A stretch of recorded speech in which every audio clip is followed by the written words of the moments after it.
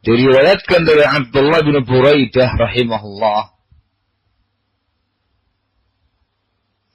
Beliau mengatakan min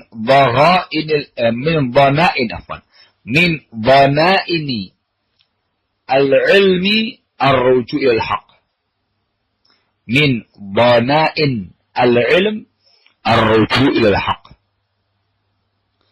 Termasuk dhanainnya ilmu ialah rujuk kepada kebenaran. Dhanain ay nafais. Termasuk ilmu yang berharga. Ya, termasuk ilmu yang berharga. Yang berharga dari ilmu ini adalah rujuk kepada al-haq. Pertanda ini orang alim. Dhu ilmin matin. Ilmunya mantap. Ilmunya matang.